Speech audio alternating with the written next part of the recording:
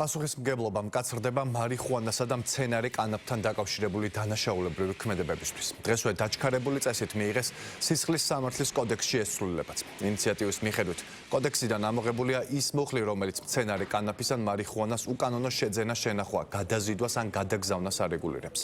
ცვლილებებით მცენარე კანაფის ან მარიხუანას ფლობა სისხლის სამართლის კოდექსის სხვა მუხლებში იმავე რეჟიმში მოექცა, რაც სხვა ნარკოტიკულ საშუალებებზეა დადგენილი.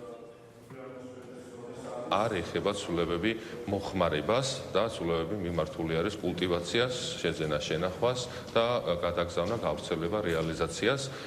თან დაკავშირებით და არავითარი მოხმარებასთან დაკავშირებული ცვლილებები გამკაცრების კუთხით წარმოქმნილ ცვლილებებში ასახული არ არის. ჩვენ ყველას გვახსოვს, როგორი იყო სხვადასხვა პირების მიერ, მათ შორის გარედან დაფინანსებული პირების მიერ მარიხუანასთან დაკავშირებული კამპანია, რომ თითქოს ეს არის ნარკოტიკული საშუალება მსუბუქი ხასიათის და არ იწვევს ადამიანის ჯანმრთელობაზე ზეგავლენას, მათ შორის საკონსტიტუციო სამართლის გადაწყვეტილებები ვნახეთ, მაგრამ 2025 წელს ფაქტია, რომ ისეთი ნივთიერებები არის ბრუნვაში, უკანონო ბრუნვაში, რომელიც მნიშვნელოვნად აზიანებს ადამიანის ჯანმრთელობას.